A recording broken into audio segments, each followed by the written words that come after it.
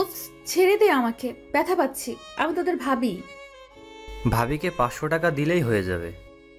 হ্যাঁ রে হ্যাঁ, ভাবিস আমি বিদেশ থাকি, নিজের যৌবনটার কতদিন এভাবে ফেলে রাখবে, তাই 500 টাকার বিনিময়ে এক রাত সাথে থাকে। কিন্তু এটা তো বাজে কাজ। তুই কি পাগল? আজকাল এসব কেউ খোঁজে নাকি? ওনার টাকার অভাব নেই, তবু 500 কেন নেই? হ, সেটা ভাবি আমাকে বলেছে। আচ্ছা আমাকে আগে এইটা বল, তোর পকেট কি 500 টাকা আদেও আছে? না মানে হয়েছে, বুঝেছি। আপনি যেতে পারেন, আমি আজ একাই যাব। আচ্ছা শোন বন্ধু, রেগে যাচ্ছিস কেন? তুই আজ আমার টাকাটা চালিয়ে দে, আমি তোকে দিয়ে দিব, প্রমিস। কখন দিবি? কালকেই দিব, শিওর। তাহলে তুই কালকেই করিস, এখন বিদায় হ। এই বলে উল্টো হাঁটা ধরল কালাম। মেহেদীকে সাথে নিয়ে যেত, কিন্তু মেহেদীর গরিবতা তার অস্থাকে শায়েস্তা করতে বাধ্যস্ত হয়েছে। এই গ্রামের সবার চোখের নজরে সব সময় ভেসে বেড়ায় নামকরা ভাবি। যার চাচি সেও বলে ভাবি, যার আন্টি তারাও ভাবি। এই বিখ্যাত ভাবির স্বামী বিয়ের 2 মাসের মাথায় বিদেশে চলে যান। প্রতি মাসে আয়ের টাকা পাঠায়, আর এলাকার বিখ্যাত ভাবি সেই টাকা দিয়ে বাড়ি গাড়ি করে তোলেন।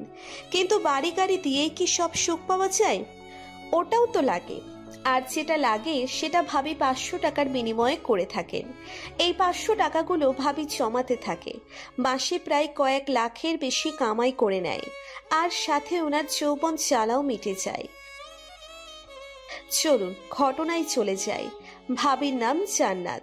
এত সুন্দর একটা নামের সাথে ভাবির দেহখানাও কম যায় না। তবে ভাবি সেটাকে অবৈধভাবে চালাচ্ছে।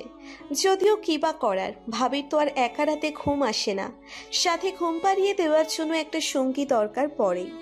যদিও সঙ্গিনী ঘুম পাড়াতে আসে না, ঘুম ওড়াতে আসে। কালাম আনমনে চলে আসে ভাবির দরজার সামনে। আনমনে আসার কারণ হচ্ছে সারা রাত কি হবে তা যেন কালাম আগেই চিন্তা করে নিল। পলিসি ফলো করে অনেক সে। কালাম ভাবির দরজার সামনে এসে ভাবির নাম্বারে কল দেয়। এরপরে সিনটা আপনাদের কল্পনা করতে হবে। বিভিন্ন মুভিতে যা দেখেন আর কি, শাড়ি পরা মেয়েটা দরজা খোলে। সামনে থাকা ছেলেটার মুখে এক অদ্ভুত বাতাস বইতে থাকে। ছেলেটার মুখে মুচকি হাসি থাকে। মেয়েটার নাভির দিকে চোখ একেবারে লাগিয়ে দেয় ছেলেটি। মেয়েটির মুখেও মুচকি হাসি। চারপাশে স্লো মোশন হয়ে যায়। এ যেন যুদ্ধ ঘোষণার একটি ইঙ্গিত। দেখলেন তো, কল্পনা হয়েই গেছে। আপনারাও এসবের কল্পনা এত দ্রুত করতে পারেন আমার জানা ছিল না। জানা থাকলেও আমি জানি না। কালাম 1 পা 2 পা 3 পা করে এগিয়ে আসে জাতির ভাবি জান্নাতের কাছে। জান্নাত কালামকে ঘরে ঢুকিয়ে দরজা অফ করে দেয়। এরপর কালাম জান্নাতকে কোলে তুলে চোখের দিকে তাকায়, আর হেঁটে হেঁটে চলতে থাকে যুদ্ধের ময়দানে। ওই যে যা ভাবছেন সেটাই। বিছানার ওপর কালাম ভাবিকে যেন ছিটকে ফেলে দেয়। বিছানায় স্প্রিং করে ভাবির শরীরের চামড়া যেন হেলে তুলে যাচ্ছে। এত নরম চামড়া আজ কামড়ে খাবে নাকি চুষে তা ভেবে বেহুদা হচ্ছে কালাম। এরপর কালাম 3, 2, 1 বলেই ভাবির উপর ঝাঁপিয়ে পড়ল। Breaking news. গতকাল রাতে গোয়ালিয়া গ্রামের মোহাম্মদ কামাল হোসেন ওরফে আবুল সাহেবের ছেলে এবং প্রবাসী মোহাম্মদ আজিজুল সাহেবের স্ত্রী জান্নাত বেগমের লাশ পাওয়া যায় কালো নদীর কিনারায়। রিপোর্ট অনুযায়ী লাশের গায়ে কোনো রকম কাটাছেঁড়া বা আঘাতের চিহ্ন নেই। কোনো বিষাক্ত মেডিসিন দিয়েও তাদের খুন করা হয়নি। কিন্তু এইটা কি আসলেই খুন নাকি অন্য কিছু, তা কেউই আজ করতে পারেনি। আরও আপডেট জানতে চোখ রাখুন সময় টিভিতে। নিউজটা বসে বসে দেখলো রিয়াজ। আরিয়ান, শহীদুল, মাহি এবং সুমাইয়া সবাই সোফায় বসে থাকলেও আরিয়ান দাঁড়িয়ে আছে। আর অমনি সে লাফিয়ে ওঠে, ব্যাগটা হাতে নিয়েই বলল, আমি আজই গ্রাম ছেড়ে পালাচ্ছি। এখানে আমরা মরতে আসিনি। আরিয়ানের কথা শুনে রিয়াজ পিছনে তাকিয়ে বলল, অদ্ভুত কথা বলছিস। এত বছর পর দাদুর বাসায় বেড়াতে এলাম, আরো 10 থেকে 15 দিন না থাকলে দাদু রাগ করবে না? রিয়াজের কথার জবাবে আবার আরিয়ান বলল, আর কয়দিন থাকবো? অলরেডি তো 5 দিন হয়ে গেছে। তাছাড়া এই গ্রামে ভূত থাকে এটা দাদুর মুখে প্রায়ই শুনতাম। আজ দেখলি তো ভূত কিভাবে দুজনকে হত্যা করলো। হ, ওটা ভূত ছিল নাকি জিন ছিল তুই জানিস? ঠাট্টা করিস না রিয়াজ, 2টা লাশ, তাও আবার তাদের গায়ে আঘাত বা কাটা ছেঁড়া নেই। সবচেয়ে বড় কথা ওরা নদীর কিনারায়, ভূতেরা নদীতে বেশি থাকে। না না, এইটা ক্লিয়ার, এই গ্রামে ভূত আছে। তোরা থাক আর না থাক, আমি তো আজকেই ঢাকায় ফিরবো। দাদু কিন্তু কষ্ট পাবে আরিয়ান। তখনই মাহি বলল, একটা কাজ করলে কি হয়, চল আমরা সবাই ওই নদীর কিনারায় যাই, ক্যামেরা ফিটিং করে আসবো, আর রাতে ভিডিও ফুটেজে ভূতকে ক্যামেরা বন্দি করব। মাহির কথা শুনে আরিয়ান ভেঙচি দিয়ে বলল, ভূতকে ক্যামেরা বন্দি করবো বলাতেই সোজা, কাজে না। তোরা যা, আমি ঢাকাতে চলে যাব ফাইনাল। ঠিক তখনই টিভিতে আবার নিউজ শুরু হলো। পুরান ঢাকার লালবাগ কেল্লার পশ্চিমে 4টা মরদেহ উদ্ধার করা হয়। রিপোর্ট অনুযায়ী তাদের শরীরে আঘাতের কোনো চিহ্ন নেই, আর নেই কাটাছেঁড়া। এটাকে হত্যা বলা যায় না, তবে এটাকে কি বলতে হবে তা ভেবে পাচ্ছে না কেউ। আরও আপডেট জানতে সময় টিভির সাথেই থাকুন। নিউজটা শুনেই আরিয়ানের দিকে তাকিয়ে রইল সবাই। আরিয়ান হাত থেকে ব্যাগটা ফেলে স্থির হয়ে যায়, আবার হুট করে উঠে রিয়াজের হাত থেকে রিমোট কেড়ে নেয়। এরপর বলল, সময় টিভি আজ আমার সময়টাই খারাপ করে দিচ্ছে। এই বলেই চ্যানেল পাল্টে দেয়। তখনই অন্য চ্যানেলে আর একটা নিউজ। রংপুরের থানেকুড়া গ্রামের ব্রিজের নিচে 2টা লাশ উদ্ধার করা হয়েছে। আশ্চর্যের বিষয় হচ্ছে, মরদেহের গায়ে কোনো আঘাতের চিহ্ন নেই, আর নেই কোনো কাটাছেঁড়া। আপডেট জানতে চোখ রাখুন আর টিভিতে। এইবার যেন রিয়াজ, আরিয়ান, মাহি, সুমাইয়া আর শাহিদুল 5 জন অবাক হয়। একই রকম খুন দেশের বিভিন্ন অঞ্চলকে কিভাবে হতে পারে? আরিয়ান অবাক দৃষ্টিতে চ্যানেল আবার বদলে দেয়। প্রত্যেক চ্যানেলে শুধু লাশ দেখাচ্ছে, আর সব কয়টার মৃত্যু একই রকম, অর্থাৎ কোনো আঘাত এবং কাটা ছেঁড়া নেই। সোশ্যাল মিডিয়ায় তোলপাড় শুরু হয় এই টপিকে। কেউ লিখছে এইটা কিয়ামতের আলামত, কেউ লিখছে এইটা কোনো ভাইরাস, কেউ কেউ তো হ্যাশট্যাগ লাগিয়ে আপলোড করেছে, গজব পড়ছে গজব, দুনিয়ার অনৈতিক কাজের গজব পড়ছে মানুষের উপর। এইভাবে নেট দুনিয়া কাঁপাচ্ছে এই টপিক। টিভিতে হুটহাট এসব লাশের খবর, সবার যেন মাথার উপর দিয়েই যাচ্ছে। আসলে হচ্ছেটা কি? এদিকে আরিয়ান, শহীদুল, মাহি, সুমাইয়া আর রিয়াজ বিষয়টা নিয়ে আলাপ করতে বসে। তারা ব্যাপারটা নিয়ে ঘাটার প্ল্যান করে। প্যারানর্মাল নিয়ে কাজ তারা অনেক আগে থেকেই করে এসেছে। তাদের ধারণা এইটা কোনো অশরীরী হবে যে এসব তাণ্ডব চালাচ্ছে। আর তখনই আরিয়ানের নাম্বারে তার মায়ের কল আসে।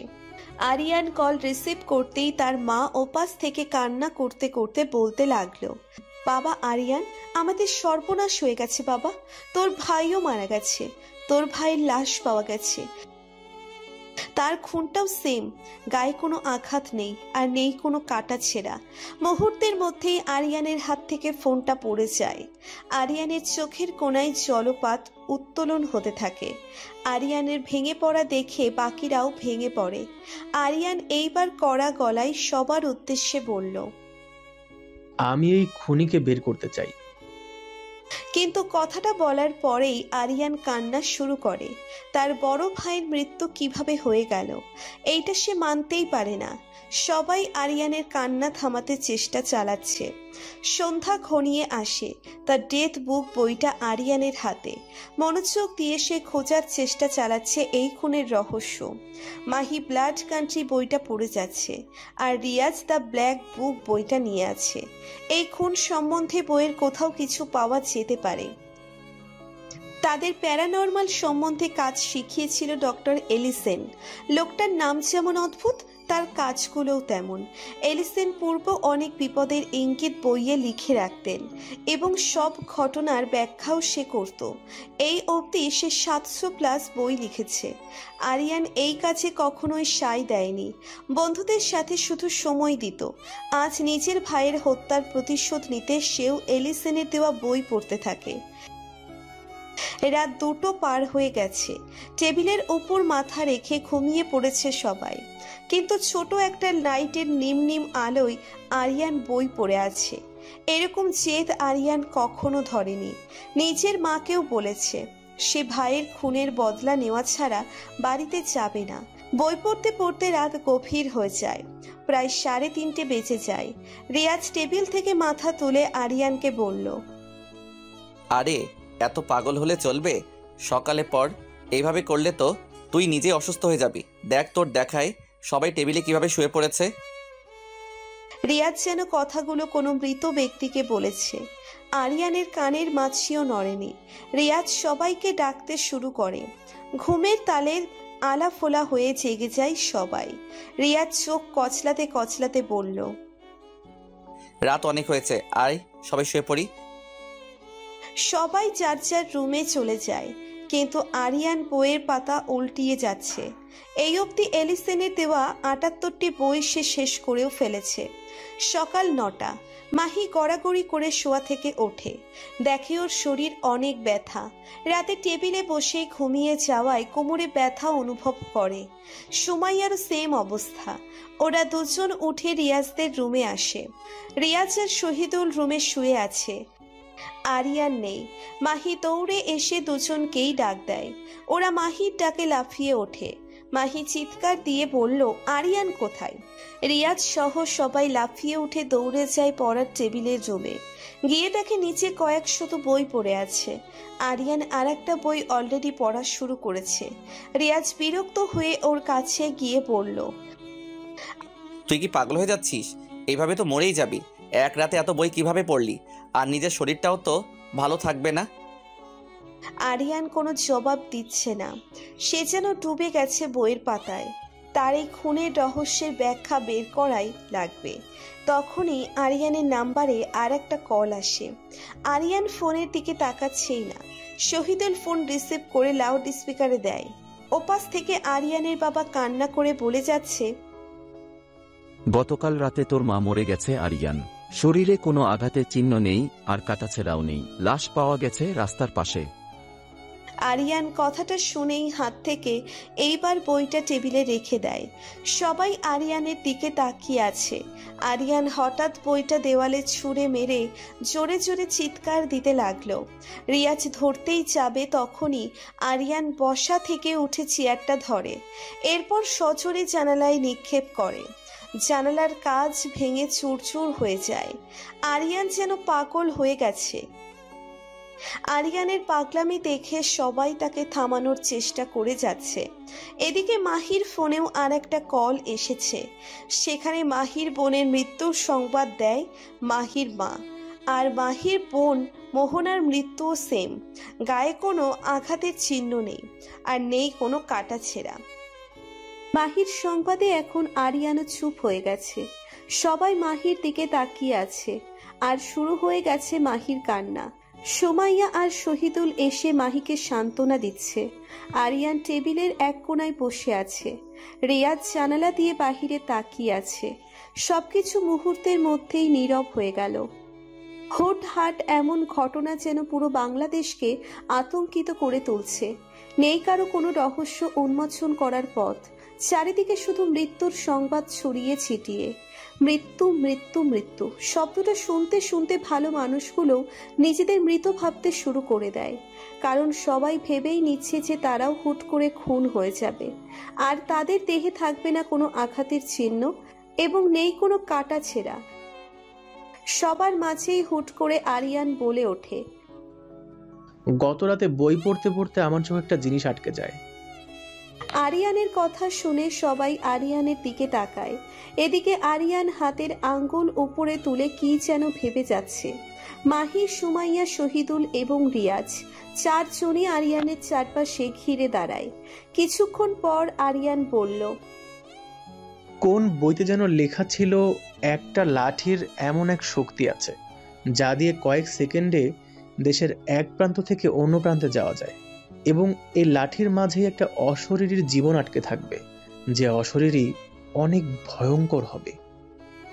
আরিয়ানের কথা শুনে সবাই ওর দিকে অন্য দৃষ্টিতে তাকিয়ে রইল।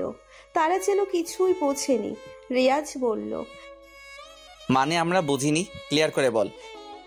রিয়াজের প্রশ্নে আরিয়ান আবার বলতে শুরু করে, এই খুনগুলো কিন্তু এক জায়গায় হচ্ছে না, একটু ভেবে দেখ, পুরো দেশ জুড়েই এই খুনগুলো হচ্ছে। আমার কেন যেন মনে হচ্ছে ওই বইয়ের মধ্যেই লুকিয়ে আছে সব। আমার খুব বেশি মনে হচ্ছে লাঠি আর অশরীরীর ঘটনার সাথে এই খুনগুলোর সংমিশ্রণ। এমনও তো হতে পারে অশরীরীটার অনেক বড় দল, সে তার দল দিয়ে পুরো দেশে তাণ্ডব চালাচ্ছে। হ্যাঁ রিয়াজ, সেটাও হতে পারে, কিন্তু আমার মন বারবার বলছে এই লাঠি আর অশরীরীর সাথে বর্তমান ঘটনাটার মিল আছে। আচ্ছা, এক কাজ করলে কি হয়, আমরা সবাই মিলে বইটা আবার খুঁজে বের করি। ওই বইতে হয়তো এমন কিছু লেখা আছে যার মাধ্যমে আমরা কোনো সূত্রপাত বের করতে পারবো। ওকে, বইয়ের নাম কি? শিট, আমার মনে নেই, সারা রাত একটার পর একটা পড়েই গেছি। বইয়ের নাম মুখস্থ কিভাবে রাখি, এখানেই আছে কোথাও। সবাই একটা একটা করে বই পড়তে শুরু করি, যেগুলো নিচে পড়ে আছে আর কি, কিছুক্ষণের মধ্যেই তো পেয়ে যাব। আরিয়ানের কথা মতো সবাই নিচ থেকে একটা একটা বই হাতে নেয়। 5 জন 5টা বই নিয়ে পড়তে শুরু করে। বের করার চেষ্টা চালাই আরিয়ানের মুখ থেকে শোনা বইটা। এদিকে একটার পর একটা বই সবাই পড়েই যাচ্ছে। মাহি আবার মাঝখানে বিরতি নিয়ে সবার জন্য খাবার প্রস্তুত করে। এইভাবে প্রায় দুপুর শেষে বিকেল ঘনিয়েছে, কিন্তু অমন লেখা কোনো বই কেউ পায়নি। বাকিগুলো পড়তে পড়তে সন্ধ্যা হয়ে গেছে। আরিয়ান সহ বাকিরা এখন আরো পাগল হয়ে যাচ্ছে। রিয়াজ আরিয়ানকে বলল, তোর ঘটনার সাথে মিল রেখে তো কেউই কোনো বই পেল না। সেটা তো আমিও ভাবছি। এখন তো মনে হচ্ছে এখানে আরো রহস্য আছে, নয়তো বইটা এইভাবে গায়েব হয়ে গেল কেন? এখানে তো থাকার কথা। রহস্য আছেই, আমি কিছুটা বুঝতে পারছি। আমাদেরকেও বল। হতে পারে তুই পড়তে পড়তে ঘুমাই গেছিলি আর স্বপ্নে ওই লাঠি এবং অশরীরীকে দেখেছিস। আরে না, আমি শিওর আমি ওটা কোনো বইয়ে পড়েছি। ওই তো, বই পড়তে পড়তে স্বপ্নেও বই পড়ছিস। এইটা সাধারণ মানুষের মধ্যে হয়ে থাকে। যখন আমাদের চোখ ভর্তি ঘুম থাকে এবং আমরা জেগে থাকার চেষ্টা করি, তখন আমাদের মস্তিষ্কে চাপ বেড়ে যায় আর এতে হ্যালুসিনেশন হতে পারে। হ্যালুসিনেশন? কিন্তু আমার তো ঘুম পাচ্ছিল না, তার মানে মস্তিষ্কে চাপ যায়নি, তো আমার কেন হ্যালুসিনেশন হবে? হ্যালুসিনেশন হলো একটি প্যাথোলজিক্যাল কন্ডিশন। এটি একটি অস্বাভাবিক অনুভূতি সাধারণ এবং সত্যের মতো হলেও এর কার্যাবলী ও উপস্থিতি সকল ক্ষেত্রেই অস্বাভাবিক ও অসঙ্গতিপূর্ণ, যা একেবারেই সুখের নয়। এখন তোকেও সেটির চাপ নিতে হচ্ছে। মাত্রাধিক চিন্তা আর ঘুমের চোখ, হ্যালুসিনেশন না হবার কারণই নেই। হতে পারে, কিন্তু এইটাও তো প্রশ্ন আসে, আমি সেই লাঠি আর অশরীরীকে কেন দেখলাম? নিশ্চয়ই এইটাও কোনো ক্লু। হ্যালুসিনেশন হলেও এটা বাস্তব ঘটনার সাথে মিল খাচ্ছে। এখন কি চিন্তা করলি? কেন আমার এই হ্যালুসিনেশন হয়েছে তার পিছনে নিশ্চয়ই কোনো কারণ আছে। আমি চাই এই লাঠির সন্ধানে নামতে। বারবার মনে হচ্ছে কোনো না কোনো ক্লু পাবোই আমরা। ঠিক আছে, তোর যা ইচ্ছে। হতে পারে এতে আমরা সে অশরীরীকেও ধরতে পারবো। আপাতত হাতে তো অন্য কোনো ক্লু নেই, যা আছে তা নিয়ে নেমে যাই মাঠে। ধন্যবাদ রিয়াজ, তবে আমি সেই অশরীরীকে পেলে এমন শাস্তি দিতে চাই যা সে কল্পনাও করতে পারবে না। ঠিক আছে, চল তাইলে আমরা দাদুর কবরে গিয়ে জিয়ারত করে আসি। এই গ্রামে তো আর বেশি দিন নেই আমরা। দাদুর আত্মা যাতে শান্তি পায় তা তো করতেই হবে। এই বলে রিয়াজ, আরিয়ান, শহীদুল, মাহি এবং সুমাইয়া রওনা হয়। সন্ধ্যা হয়ে গেছে, কিন্তু তাদের দাদুর কবরটাও বেশি দূরে নেই। গ্রাম হলেও রাস্তার পাশে সৌর বিদ্যুৎ সিস্টেম লাইট লাগানো। গ্রামও আজকাল উন্নত হচ্ছে, কিন্তু দাদুটা আসলেই কার? এবং দাদু তো অনেক আগেই মারা গেছে। তবে কেন দাদুর শান্তির জন্য তারা এখানে এসে থাকছে? চলুন রিয়াজের কবরস্থানে যেতে যেতে আমি আপনাদের দাদুর কাহিনীটি বুঝিয়ে দিই। রিয়াজ হচ্ছে এতিম, যার এই দুনিয়াতে কেউ নেই। এতিমখানায় বড় সে। যখন তার 12 বছর হয়েছে, তখন এতিমখানায় একটা বৃদ্ধ লোক এসে রিয়াজকে কিনে নেয়। এবং তিনি রিয়াজকেই কেন কিনলো তার পিছনেও ছিল একটি রহস্য। সেটা না হয় সামনে জানতে পারবেন। রিয়াজকে বাড়িতে আনার পর বৃদ্ধ লোকটা রিয়াজকে বলেছে তার পরিবারের কেউ নেই, তিনিও সম্পূর্ণ এতিম। তিনি চায় রিয়াজকে তার নাতনি বানিয়ে বড় করতে, যাতে ওনার মৃত্যুর পর এই সম্পদগুলো কোনো সরকারি কর্মকর্তার হাতে দখল না হয়। এরপর থেকেই রিয়াজ পেয়ে যায় একটা ঠিকানা। সব সম্পত্তি দাদু রিয়াজের নামে করে দেয়। রিয়াজ বড় হতে থাকে এই গ্রামেই। স্কুল শেষ করে যখন রিয়াজ ঢাকায় পড়াশোনা করতে যাচ্ছিল, তখন তার দাদু সারা রাত কান্না করেছে। রিয়াজকে এক নজর না দেখলে যেন ওনার ঘুমই ধরে না। তাই তিনি রিয়াজকে পাঠানোর আগে ডক্টর এলিসনকে ডাক দেয়। ডক্টর এলিসন রিয়াজের দাদুর খুব কাছের বন্ধু, আর এলিসন প্যারানর্মালের পিছনে তার সারাটা জীবন সঁপে দিয়েছেন। ডক্টর এলিসন এমন এক ম্যাজিক জানে যার দ্বারা সে দূরের মানুষের সাথে সরাসরি কথা বলতে পারে।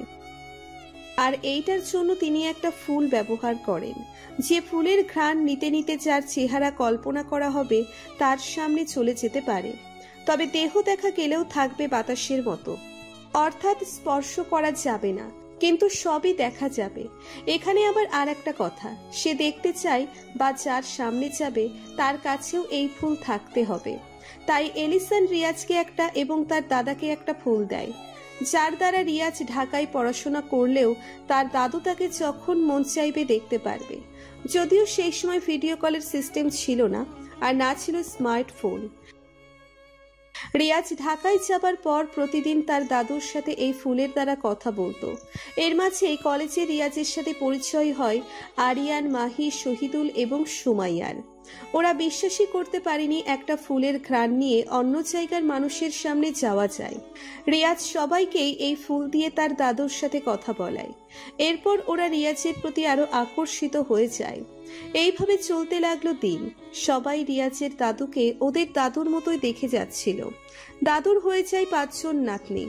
ওরা একদিন বায়না করে প্যারানর্মাল নিয়ে পড়তে। এরপর তার দাদু এলিসনের সাথে সবার পরিচয় করিয়ে দেয়। এরপর থেকে এলিসন তাদের প্যারানর্মাল বিষয়ক অনেক কিছুই শেখাতে থাকে। কদিন পর পর ওরা গ্রামে আসে এবং তার দাদুর সাথে 10 থেকে 15 দিন সময় কাটিয়ে যায়। কিন্তু বেশি দিন যায়নি।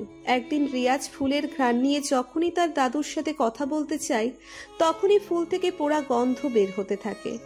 রিয়াজ সহ সবাই পাগল হয়ে সেদিনই গ্রামে আসে, আর এসে দেখে রিয়াজের দাদু বিছানায় শুয়ে আছে। রিয়াজ দৌড়ে তার দাদুর কাছে যায়। তার দাদু কান্না করে করে বলেছে তার শরীরের শক্তি শেষ। তিনি বিছানা থেকে উঠে ফুলটা নিতে পারেনি, তাই দেখা করতে পারে না অদৃশ্য হয়ে। 5 জনই প্রচুর কষ্ট পেতে থাকে। এইভাবে 3 দিন কেটে যায়। কিন্তু 4 দিনের মাথায় হুট করে একদিন রিয়াজের চিৎকারে সবাই ঘুম থেকে লাফিয়ে ওঠে। সবাই দৌড়ে যায় দাদুর রুমে। চিৎকারটা দাদুর রুম থেকেই আসে। সবাই গিয়ে দেখে রিয়াজ তার দাদুর পাশে বসে। দাদু প্লিজ ওঠো, প্লিজ দাদু ওঠো, তোমাকে ছাড়া আমি কিভাবে থাকবো দাদু? আমি তোমাকে অনেক ভালোবাসি দাদু, আমাকে এইভাবে ছেড়ে যেতে পারো না দাদু। দাদু বলেই চিৎকার মেরে কান্না শুরু করে। সবার ততক্ষণে বোঝা হয়ে গেছে দাদু মারা গেছে। সাথে সাথে বাকিরাও কান্না শুরু করে। পরের দিন সকালে যখন তার দাদুর জানাজা হচ্ছিল, তখন আরিয়ান খেয়াল করে এলিসন আসেনি। ওরা জানাজা শেষ করে যখন এলিসনের বাসায় যান, তখন দেখতে পাই এলিসন বাড়িতে নেই। তবে টেবিলে একটা চশমা রাখা আছে, যেটা সম্বন্ধে এলিসন তাদের আগেও বলেছিল। তিনি বলেছিলেন গোল্ডেন কালারের একটা চশমা যেদিন তারা পাবে, তখন যেন চশমাটা এক আছাড় মেরে ভেঙে ফেলে। এখন হঠাৎ তাদের মাথায় সেই কথাটা চলে আসলো। রিয়াজ গিয়ে চশমাটা হাতে নেয় এবং সজোরে আছাড় মেরে দেয়। তখনই রুমের মধ্যে একটা গায়েবী আওয়াজ শুনতে পায় তারা, যেটা সম্পূর্ণ এলিসনের কণ্ঠ। সেখানে বলা হচ্ছিল, আমার ঘরের পিছনে মাটির নিচে অনেক বই আছে, যেগুলো আমি আমার সকল অভিজ্ঞতার ব্যাখ্যা লিখে রেখেছি। তোমরা মাটি খুঁড়লেই একটা বড় বক্স পাবে। সেই বক্স থেকে বইগুলা বের করে তোমাদের দাদুর বাসায় নিয়ে যাও। ভবিষ্যতে ঘটে যাওয়া বিপদের ইঙ্গিতও আমার বইয়ে লেখা আছে। তবে বইগুলা তোমাদের দাদুর বাসাতেই রাখো, অন্য কোথাও নিও না।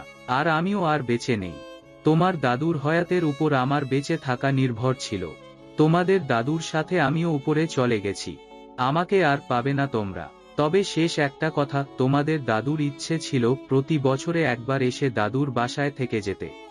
ঠিক এখন যেভাবে এসে 10-15 দিন কাটিয়ে যাও সেইভাবে, নয়তো তোমাদের দাদুর আত্মা কষ্ট পাবে।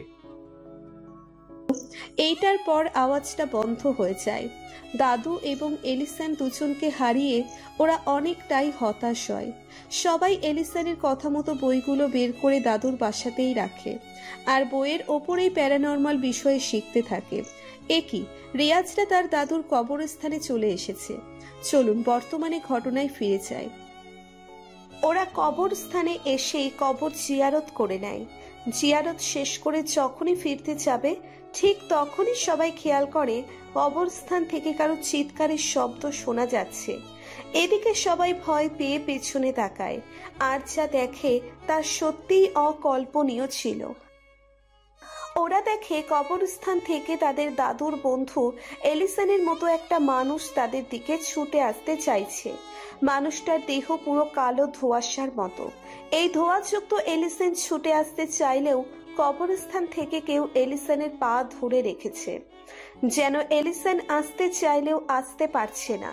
সবাই বেশ আতঙ্ক হয়ে ওঠে। এলিসানের চিৎকার যেন চিলের মতো ভয়ঙ্কর ভাবে সে ডেকে যাচ্ছে। রিয়াজ, আরিয়ান, শাহিদুল, মাহি এবং সুমাইয়ার চোখ বড় হয়ে যায় নিমেষেই। কিন্তু হুট করেই এলিসানের ধোঁয়াযুক্ত দেহটা কেউ টেনে কবরস্থানে ঢুকিয়ে ফেলে। নিমেষেই আবার সব ঠান্ডা হয়ে যায়। এদিকে রিয়াজ, আরিয়ান, শাহিদুল, মাহি এবং সুমাইয়া কিছুই বুঝতে পারল না হঠাৎ এমন হলো কেন।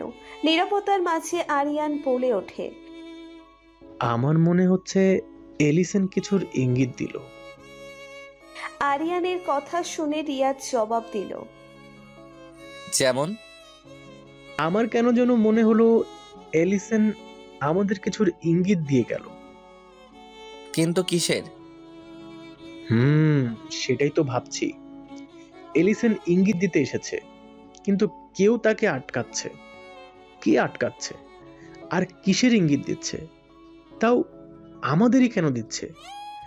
বিশাল একটা প্রশ্ন দাঁড় করাচ্ছে। সব কারণের পিছনে একটাই ব্যাপার, সেটি হচ্ছে বর্তমানে চলমান খুন। যাই হোক, বাসায় গিয়ে ব্যাপার আলোচনা করা যাবে। চল সবাই।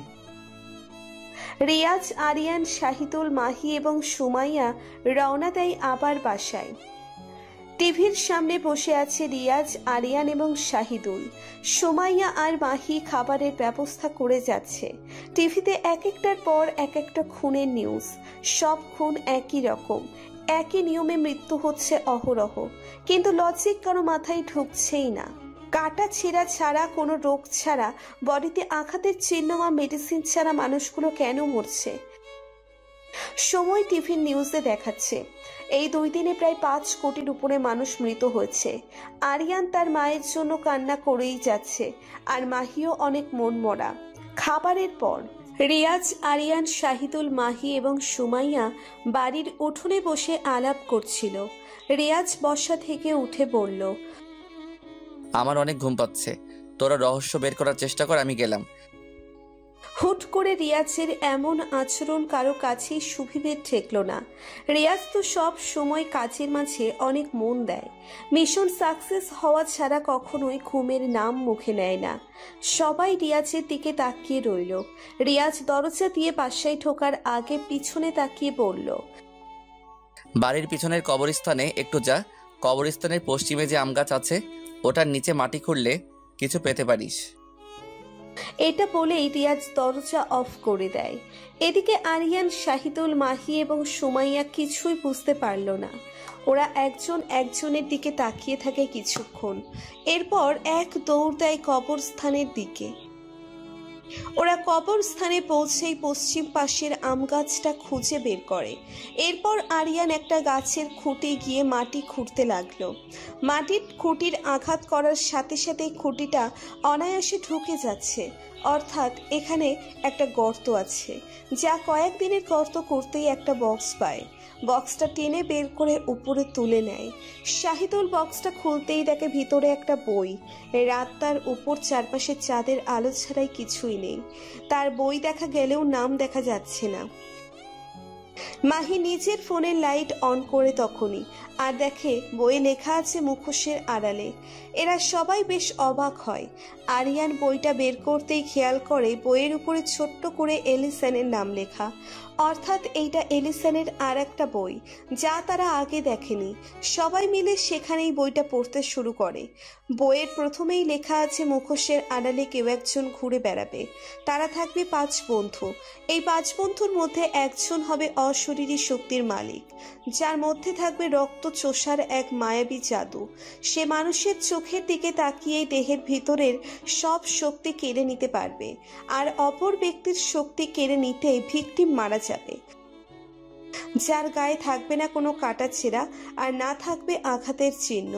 প্রথম পাতায় এই অংশটুকু পড়েই সবাই বুঝে যায় এইটা আর কেউ নয়, সবক্ষণ রিয়াজ করে বেড়াচ্ছে। আরিয়ান আর মাহি রাগান্বিত হয়ে যায়। রিয়াজ কিভাবে তাদের পরিবারের মানুষকে মেরেছে, এত বড় বিশ্বাসঘাতকতা কিভাবে করলো রিয়াজ, ভেবেই চোখ লাল করে ফেলে আরিয়ান। এরপর আরিয়ান দ্বিতীয় পাতা উল্টিয়ে দেখে অশরীরীকে শেষ করার সূত্র। সেখানে লেখা ছিল এই অশরীরী দুনিয়াতে একজন বৃদ্ধ আপন ব্যক্তি আছে, যার ব্যবহৃত লাঠির মাঝে লুকিয়ে আছে অনেক শক্তি। এই লাঠির দ্বারাই অশরীরী যে কোনো জায়গায় 1 সেকেন্ডে চলে যেতে পারে। আর এমন এক সময় আসবে যখন সে পুরো দেশে হত্যাকাণ্ড চালাবে, কেড়ে নিবে অনেকের প্রাণ এবং কি নিজের বন্ধুদের পরিবারকেও। যদি সেই লাঠিটি ভেঙে ফেলা হয় তবে অশরীরীটা মুহূর্তেই মৃত্যুবরণ করবে। ব্যাস, আরিয়ান সাথে সাথে বইটা বন্ধ করে দেয়। শুধু আরিয়ান নয়, সবাই একসাথে সিদ্ধান্ত নিয়েই ফেলেছে আরও কয়েকটা খুন করার আগেই তারা রিয়াজকে শেষ করে দিবে। রিয়াজ যে অশরীরী তার তো বাঁচার অধিকার নেই। মুখোশের আড়ালে অনেক করেছে খুন, অবশেষে তার রূপ বেরিয়ে এলো। আরিয়ান, শাহিদুল, মাহি এবং সুমাইয়া দৌড়ে চলে আসে বাসায়। এসে দেখে রিয়াজ নেই। আরিয়ান আবার দৌড় দেয় দাদুর রুমে, আর দেখে দাদুর বিছানায় ঠিক সামনেই লাঠিটা দাঁড়িয়ে আছে, যেন জীবন্ত হয়ে আসে লাঠিটা। টেবিলে বইটা রেখে আরিয়ান গিয়ে লাঠিটার উপর জাদু চালাতে থাকে, যাতে লাঠিটা আরিয়ানের কন্ট্রোলে চলে আসে। এদিকে মাহি এবং শাহিদুলও জাদু প্রয়োগ করতে লাগলো। কিছুক্ষণ পর লাঠিটা আরিয়ানের সামনে এসে পড়ে। আরিয়ান চোখ বন্ধ করে লাঠিটা ধরে আর সবাইকে ডাক দিয়ে বলে, সবাই আমার সাথে চলো। এই বলেই আরিয়ান মন্ত্র পড়তে থাকে। এদিকে সবাই আরিয়ানের কাছে এসে দাঁড়ায়। তখনই চিৎ করে সবাই সেখান থেকে গায়েব হয়ে যায়। চোখ খুলতেই ওরা নিজেদের আবিষ্কারের করে পুরান ঢাকার একটি গলিতে, যার দুই পাশে কয়েকটা লাইট নিমনিম করে জ্বলছে, আর সামনেই দাঁড়িয়ে আছে রিয়াজ। কিন্তু রিয়াজের পায়ের কাছে একটি মানুষ শুয়ে আছে। আরিয়ান কিছু বলার আগেই রিয়াজ মুচকি একটা হাসি দিয়ে পড়ে থাকা মানুষটার দিকে তাকায়। এরপর ঘটতে থাকে একটি ভয়ানক ঘটনা, যা নিজের চোখে দেখছে আরিয়ান, শাহিদুল, মাহি এবং সুমাইয়া। রিয়াজের চোখ পুরো লাল হয়ে গেল। চারপাশে বাতাসের গতি বেড়ে যাচ্ছে। গলির মধ্যে পড়ে থাকা পলিথিন গুলাও উড়াউড়ি শুরু করেছে। রিয়াজের চোখ দিয়ে লাল একটা আলো বের হতে লাগলো। রিয়াজের একটা শয়তানি হাসি। রিয়াজের চোখ থেকে আলোটা বের হবার সাথে সাথেই নিচে পড়ে থাকা লোকটার শরীর থেকেও লাল আলো বের হতে লাগলো। ওরা সবাই বুঝে গেছে রিয়াজ আর একটা মানুষের দেহ থেকে শক্তি চুষে নিচ্ছে, অর্থাৎ এই লোকটাকেও হত্যা করতেছে। আচমকা পড়ে থাকা লোকটা যন্ত্রণায় চিৎকার দিতে লাগলো। রিয়াজ যেন আরো বেশি লাল আলো বের করতে শুরু করে। আরিয়ান চিৎকার দিয়ে বলল, রিয়াজ থাম বলছি, নয়তো তোকে শেষ করে দিব। রিয়াজ আরিয়ানদের কথা শুনে আরো বেশি চোখ থেকে লাল আলো বের করতে শুরু করলো। আরিয়ান বারবার সতর্ক শুরু করছে রিয়াজকে। রিয়াজ কিছুতেই থামছে না। এরপর আরিয়ান জেদ করে লাঠিটা 2 হাতে 2 মাথা ধরে হাঁটুর সঙ্গে সজোরে একটা আঘাত করে। লাঠিটা প্রথম আঘাতেই ভেঙে 2 টুকরো হয়ে যায়, আর রিয়াজের চোখ থেকেও আলো কমতে শুরু করে। আরিয়ান সেই লাঠির 2 টুকরোটাও নিচ্ছে, আঘাত করে ভাঙতে শুরু করে। মাত্র 20 সেকেন্ডে রিয়াজের শরীর গায়েব হতে শুরু করে। আর ধীরে ধীরে সেখানেই রিয়াজের পুরো শরীর কালো ধোঁয়ায় পরিণত হয়। এরপর বাতাসের সাথে মিশে যায় রিয়াজ, অর্থাৎ মারা যায় সে। রিয়াজ মরার সাথে সাথেই নিচে পড়ে থাকা লোকটা লম্বা একটা শ্বাস নেয়। আরিয়ান সহ সবাই দৌড়ে গিয়ে দেখে লোকটা এখনো বেঁচে আছে। সবাই লোকটাকে ধরে কাঁধে নেয়। পাশেই একটা হসপিটাল আছে, সেই হসপিটালে ভর্তি করে লোকটাকে। কিছুক্ষণ পর ডক্টর এসে জানায় লোকটা বেঁচে আছে, তবে সে সারা জীবনের জন্য প্রতিবন্ধী হয়ে গেছে। তার শরীরে কাজ কেন, হাঁটার মতো শক্তি নেই, অর্থাৎ যে কদিন বাঁচে বিছানাতেই কাটিয়ে দিতে হবে। এই বলে ডক্টর চলে যায়। আরিয়ান হসপিটালের দেওয়ালে একটা ঘুষি মেরে বলল, শালা এতদিন আমাদের সাথে প্রতারণা করেছে। আমার বিশ্বাসই হচ্ছে না এরকম একটা মানুষকে আমরা আমাদের বন্ধু বানিয়েছিলাম। শালা মরেছে, ভালোই হয়েছে। নিজের পরিবারের খুনিকে নিজের হাতে মেরেছি, ভেবেই আনন্দ হচ্ছে আমার। আপনাদের মনে নিশ্চয়ই অনেক প্রশ্ন জমা হয়ে গেছে, কিন্তু এই অজানা প্রশ্নগুলোর উত্তরটা এই গল্পের মূল টপিক। চলুন পরের দিন সকালে চলে যাই, হয়তো মিলে যাবে সব প্রশ্নের উত্তর। আরিয়ান সকালে ঘুম থেকে উঠে ফ্রেশ হতে যায়। লাঠিটা ভেঙে ফেলেছিল, তাই আর চোখের পলকে তারা কোথাও যেতে পারেনি। হসপিটালেরই একটা রুমে রাত কাটিয়ে দেয়। আরিয়ান ফ্রেশ হয়ে বের হতেই চোখ পড়ে টেবিলের দিকে। সেই মুখোশের আড়ালে বইটা টেবিলের উপর কে যেন রেখে গেল, কিন্তু আরিয়ানের স্পষ্ট মনে আছে গতকাল রাতে সে বইটা দাদুর রুমেই ফেলে এসেছিল। আরিয়ান চিন্তায় পড়ে, বইটা নিচে থেকে কিভাবে এখানে চলে এলো। এক পা দুপা এগিয়ে আরিয়ান বইটা হাতে নেয়। এরপর প্রথম পাতা উল্টিয়ে দেখে এসব তার পড়া। দ্বিতীয় পাতাও বাদ দিয়ে তৃতীয় পাতায় চোখ দেয় আরিয়ান। সেখানে লেখা ছিল, সেই অশরীরী কাউকে বিনা কারণে হত্যা করবে না, সে অন্যায়ের সাজা দিতে থাকবে। এই অশরীরীর নাম হবে রিয়াজ। ছোটবেলায় সে এতিম এমনি হয়নি, সে নিজের চোখে দেখত তার বাবা রাতে বাড়ি ফেরার সময় সাথে করে একটা বেশ্যা টাইপের মেয়েকে বাসায় আনত। তার মা এসব ব্যাপারে কথা বললে রিয়াজের বাবা অনেক মারধর করত। একদিন রিয়াজের বাবাকে দেখানোর জন্য রিয়াজের মা নিজেও একটা পরপুরুষকে রুমে নিয়ে আসে। রিয়াজের বাবা বাসায় এসে এসব দেখেই প্রচুর রেগে যায় আর শুরু করে যুদ্ধ। হাতের কাছে যা পেয়েছে তাই দিয়েই মারতে শুরু করে রিয়াজের আম্মুকে। রিয়াজের আম্মু বোঝাতে চেয়েছিল যন্ত্রণা কেমন, কিন্তু সম্পূর্ণ নির্দোষ ছিল সে। এইটা রিয়াজের বাবা বোঝার সময় নেয়নি। একসময় ঘাট ধরে ধাক্কা দিতেই রিয়াজের মা দেওয়ালের সাথে মাথায় আঘাত পায়। প্রচুর প্রেসার থাকায় মাথার মগজ বের হয়ে গিয়েছিল। বাড়িতে উপস্থিত আরেকজন যে ছিল সে সাথে সাথে পুলিশের কাছে কল দেয়। এদিকে রিয়াজের বাবা আইনের আওতায় যায় আর কদিন পরে ফাঁসিও হয়ে যায়। অন্যদিকে রিয়াজের চাচারা রিয়াজের সম্পদ কেড়ে নিয়ে রিয়াজকেই এতিমখানায় ফেলে আসে। এরপর থেকে রিয়াজ হয়ে যায় এতিম আর পরকীয়াকারীদের বানিয়ে নেয় জীবনের সবচেয়ে বড় শত্রু।